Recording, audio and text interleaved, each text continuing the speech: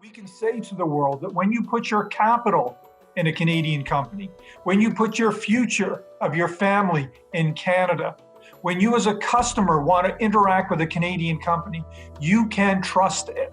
Now, it's a blanket statement, but we've actually got some very good processes in place and a culture of good corporate governance that you can't say exists in a lot of countries around the world as well. There are different levels of development, but nevertheless, when you want to put valuable things and you want to make sure they're being taken care of and your interests are looked after, Canada's a place you can look to, and we should be very bold about touting that around the world. Good afternoon, Gerard and Rahul, and hello to everyone out there in the Ivey community and beyond. I'm Mark Healy. I'm the Executive Director of the Ivey Academy. That's the learning and development wing of Ivey Business School in London. You know, we've talked about this a lot lately. There isn't a whole lot we can do as a business school right now directly to help. Frankly, we're not on the front lines alongside our friends in healthcare. We heard from some of them this week.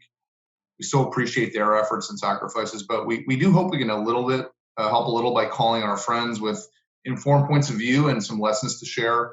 This session is one in a series of perspectives we're trying to get with some important Canadians. Gerard, this is the third of the interviews that we've done on leadership in these strange times. Last week, we talked with Rahul's colleagues, Perrin Beatty and Goldie Hyder. They were good enough to give us some time and share their views on the current crisis. You know, one thing that we don't talk a lot about actually at the Academy is why we exist. You know, we exist because the world needs better leaders and Canada needs better leaders. I know Gerard would vehemently agree with that. We see Canadian competitiveness falling. We see business and government at the absolute center of that, having to transform, ironically, probably now more than ever. And the Canadian private sector and public sector leaders must be better equipped and must be bettering themselves to lead the required transformations.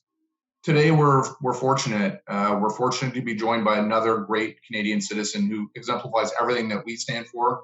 So that's Rahul Bhardwaj. As president and CEO of the Institute of Corporate Directors, Rahul leads an organization of more than 15,000 members committed to improving national outcomes by growing board leadership and governance capacities within Canadian business agencies and not-for-profits. Rahul has a long and very impressive CV, and we would waste all of our time if I went through the rest of it. So we'll move to Gerard. Gerard's here with us too. Gerard's the executive director of the E&O Yanutovych Institute for Leadership and holds the chair of the same name at Ivey. He's one of our leadership gurus. If you know Gerard, you'll know he's nothing if not passionate about what he does. Occasionally a bit of a potty mouth, but we hope probably not today. And so Gerard, over to you, please, to lead the interview. All right, Mark, thanks very much. I appreciate it, and also my sincere appreciation for you, Rahul, to join us this afternoon. Before we go into kind of the tough questions, let me first ask you, how are you doing? How's your family doing? Thank you. We're doing well in the circumstances. Excellent. Rahul, Mark already alluded to this notion around leadership and the importance of leadership, and you believe that through better governance and better business leadership, we can deliver better enterprises, better outcomes, and ultimately a better Canada. And so, what should be the role of the board what should the role of the board be during these very trying times? And what have you seen that gives you confidence and hope that we'll come out of this in good shape? You know, I feel very strongly about this, Gerard, and you've heard me say before, I think corporate governance can be our global competitive advantage for Canada, and I still think that holds true.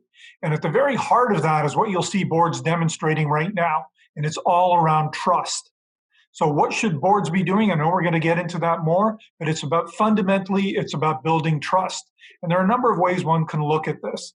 You know, it's around the board working with management. It's about with stakeholders trust. And those stakeholders could be employees. They could be customers. They could be creditors. And then, of course, maintaining trust with the regulators as well. So there's an ecosystem of corporate governance of the board, management, stakeholders, including shareholders and regulators. And if they're all doing their job properly, you can have trust there. The customers can have trust. The employees can have trust. Capital can have trust. And although we're going through a very difficult time right now, you can see that you can actually demonstrate that trust as well. And I would say, along with trust right now, compassion is something that we obviously need to see quite a bit of. And there's some very good stories out there right now that you can see boards working with their companies to do those things. So for instance, at a time where the airline industry is getting decimated with what's going on with international travel, you've got Air Canada that's going around the world bringing Canadians home. WestJet's helping, and some of the charters are helping as well. That in times of real dire circumstances, they're stepping up and they're doing the right thing. I can see other organizations doing this when you've got commercial real estate and financial institutions that are trying to be flexible as well. That's extremely important. And of course, we've got companies out there that are actually retooling themselves, manufacturing companies, to be making masks and things for healthcare workers. All of these are indications that the trust they're building now will also be long-term trust they'll be able to count on when we come out of this crisis. Rahul, embedded in your answer was a very bold statement, and I know that you firmly believe this. You say that corporate governance is a competitive advantage for Canada. Why would you say that, and how does that manifest today during the global pandemic? Well, I'll build off my earlier answer by saying at the very core of corporate governance is trust. So when I say when we've got good corporate governance that we can actually use as competitive advantage, we can say to the world that when you put your capital in a Canadian company, when you put your future of your family in Canada, when you as a customer want to interact with a Canadian company, you can trust it. Now, it's a blanket statement, but we've actually got some very good processes in place and a culture of good corporate governance that you can't say exists in a lot of countries around the world as well. There are different levels of development, but nevertheless, when you want to put valuable things and you want to make sure they're being taken care of and your interests are looked after, Canada's a place you can look to, and we should be very bold about touting that around the world. So could you articulate kind of a potent differentiator, Canadian governance, that sets us apart from, let's say, the United States or some country in Europe that makes us distinctively Canadian? So there's a little bit of both that we have going on here. So we know from the US, I'll quote Milton Friedman, of the business of business is business. And it's always been about the shareholder primacy. Well, we know in Canada, that's evolved a lot. We have our BCE case that actually said, well, wait a minute, shareholders are really important, but actually the duty to the corporation is to all stakeholders. So this tends to be a little bit more broad. Now you take that thinking over to Europe, and they take it even a step further, and they'll say, by the way, those stakeholders, we'd like to see them on the boards themselves, and it could be actually employees. So we're right in the middle of all of this, but I would say that given the current zeitgeist about purpose, about responsible capitalism, around long-termism, there are a lot of elements of that that are built into the Canadian governance systems. We've even seen it with the CBCA amendments recently. We've got some ones that have now done two very important things. They brought diversity into the CBCA, so now it's a comply or explain regime, but they're saying diversity actually mitigates risk. This is in the benefit for all stakeholders, so companies, we're going to be looking at that. And they've also articulated now the BCE case by saying, directors, you have a fiduciary duty of care to the corporation, and this is what it means. It's beyond just the shareholders. So we've actually got a regulatory framework now that's actually quite permissive. Rahul, any comments on the role that you're playing with government, either federally or provincially? Sure. As an organization and as a sector, I think right now the role is to broadly support the policies that we're seeing come out, which I think is important. But all of us are having conversations with our counterparts and ministers as well about what the various sectors want to know. So there's the one question, well, the one side will say, how can directors as a community help you as we go forward and help work with their corporations? And on the other side is they're asking us and saying, okay, what does the corporate sector or the charitable sector and the public sector need, at least from a governance standpoint? What can we do to support it? And they're doing a good job at reaching out as well. This is a minefield to navigate right now, and we're happy that they're listening. Rahul, in your presentations, you often say that effective boards that apply hindsight, oversight, and foresight are the best assets for companies navigating the future. And so, again, two questions. Can you articulate what you mean? And second, how does that apply in the current context? Sure. So good corporate governance always depends on the context, whether you're a publicly listed regulated company or whether you're a charity or whether you're a startup. But to the extent that you've got a board there, the board's going to ask themselves, how do we actually fulfill our duty of care and our fiduciary obligation? So I say there are three foundational pieces: hindsight, you'd mentioned oversight, and foresight. And hindsight, in many ways, is recognizing that you've got stakeholders. And the simplest way of this is hindsight is once a year, you've got an AGM. You're going to take your financial statements and you're going to take them to the shareholders. And you're going to say, based on this, this is what we've done this year. So now you're actually building trust and saying, this is what we said we're going to do, and this is what got done. And now it's up to the shareholders to make their own determination on what they're going to do. Then, of course, you've got oversight. And oversight is what you're really looking at as it works with management. And it's primarily oversight of strategy. So now you want to make sure that you've got oversight of strategy, that you know that it's the appropriate one, it's properly resourced, compensation links in, all of that. And now you've got foresight, which is also long-term. Your interest is in the long-term interest of all the stakeholders. This isn't to distinguish it from management, but management might not be there in 10 or 15 years, but often you'll have directors that are there for 10 years. In this particular crisis, though, that context has shifted dramatically. There's a focus on hindsight. There will be an AGM. You don't have to worry about that right now, but it's still there. Oversight, very different now in this context because you've got a very shifting strategy underway. So suddenly you're into business planning and contingency and all of the other things. And I think now the role of a board is to say to management, how do we help? This is that type of crisis where it's a lot less of process, a lot less of committee meetings, a different cadence, but the oversight will be slightly different now. But everybody's going to be focused on foresight.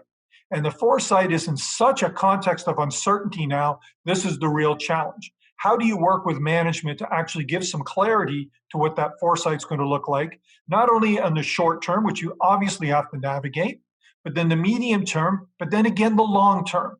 And those companies that are going to succeed will also be thinking now about how to go on offense for the long term. Well, let's talk a little bit about this offense, because I often hear you say in presentations, right, that, let me see if I recall this correctly, nose in, fingers out, right? And at some point, organizations have to go on offense, right? Hopefully we're in the process of stabilizing things, but at some point we need to move forward. So nose in, fingers out. How does this apply going forward? Should board members become more involved, more than ever before? I'm asking that question because there used to be this famous quote in one of the Jaws movies that we need a bigger boat. And the way I look at this is that the challenges ahead of us will be so formidable that we need all the help we can get from a lot of smart people. So how does that work with kind of corporate governance and the role of directors? Because you could see that tension, right? Nose in, fingers out. What's your take on that? Sure. So the nose in, fingers out is a very orthodox view of corporate governance that's still quite correct. And it was put out there specifically to say the role of a board is not to be management. You sniff what's going on, make sure you've got the right strategy and the right people in the right place, and then make sure you've got the right culture, but do not do management's job. That hasn't changed. But I've said quite correctly that there are times where directors need to get their fingers in. And that doesn't mean you do management's job, but that means, though, that you're actually in there helping shape things a lot more than you would have in the past.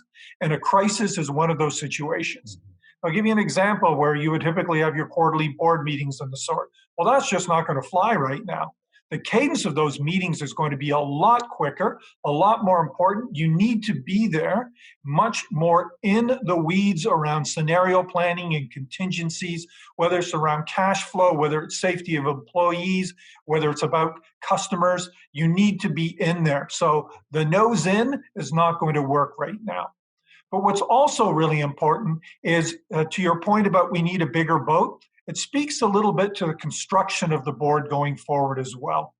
So in a time of great uncertainty, the strategy that has been approved may or may not be the suitable strategy going forward. So you may have a bricks and mortar analog company that suddenly has to come up with an entirely new digital strategy. And one aspect of this is, A, it's nose in, fingers out. How are we actually going to make that? Secondly, you're going to look and say, do we have the team and the capacity to actually make that transition? And when we get into this new boat, not the analog boat, but the new boat, do we have the right talent around the table? I mean, the board table, do we have the right construction?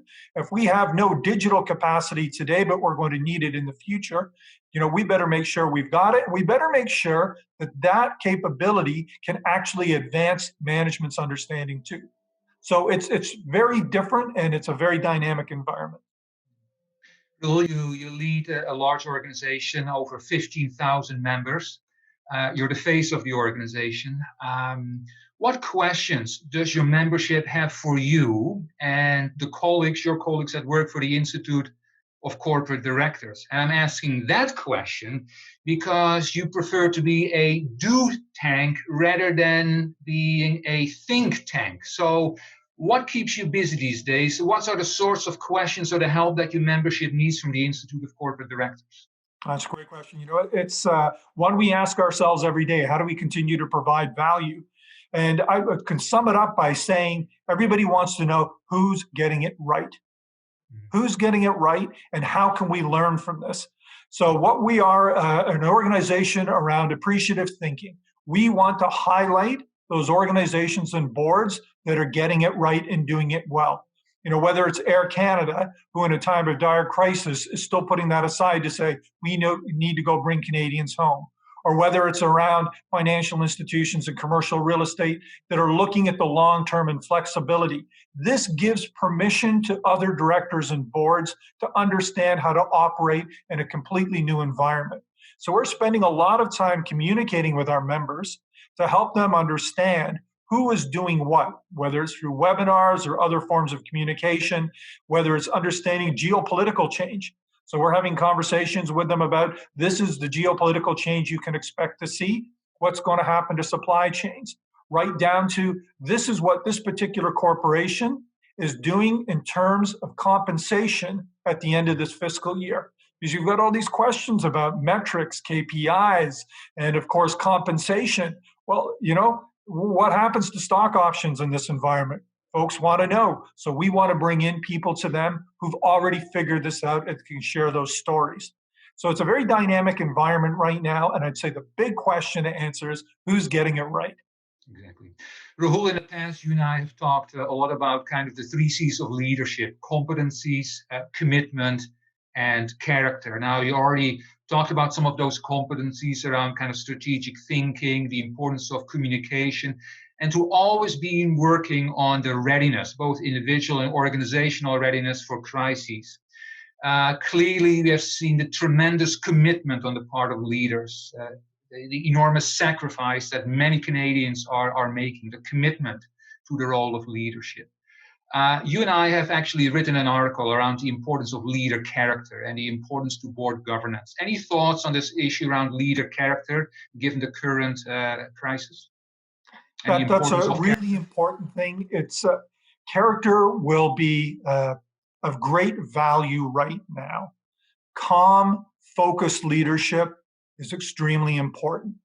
This is no place for narcissists at all. This is a time where selflessness is extremely important, a sense of professionalism, but above all, calm and focus right now, I think, is going to carry the day. And I've heard anecdotally from some board members about how their boards are actually managing as a team. And I was surprised and very pleasantly so to understand from them that they felt boards were actually coming together in these times of crises. So those opportunities not to just approve financial statements and review the numbers, but to really get into what matters. So there's a certain depth of thinking. So bringing their humanity to this is clearly important. Yeah. Rahul, if you look ahead, what worries you and what gives you optimism or confidence? Right.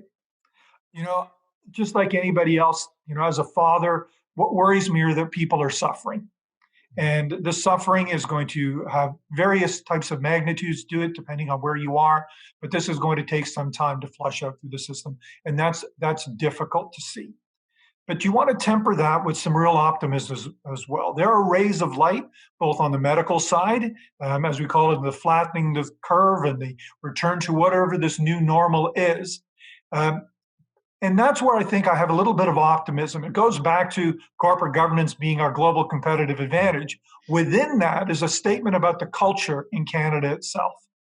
Our culture, our values, our skills, everything that made us a great place to raise our families and to live are going to be attributes that are going to hold us in very good stead going forward. And when I say going forward, it's not just in the economic sense. It's in the bonds of trust in the societies, both between the public sector, the private sector, and the community sector. When we come out of this and we do a debrief, I think we're going to look at each other and we'll say, we can do better. But you know what? We did okay too in the circumstances. Okay. Final question before I turn it over to Mark. Rahul, I know you as a student of leadership. You're truly passionate about this important topic. And so we're in the midst of the pandemic still, I submit. We're in now 4 to 6 weeks. You've seen a lot. You've heard a lot. What is the one profound lesson for leaders or leadership insight that you picked up along the way, or alternatively, a lesson that you already knew but was really reinforced in terms of its importance to individual and organizational effectiveness? That's a great question. I'd say 2 points that I'd take away with, and both are reinforcing something. And I think the big reinforcement is the old saying attributed to Peter Drucker: culture eats strategy for breakfast.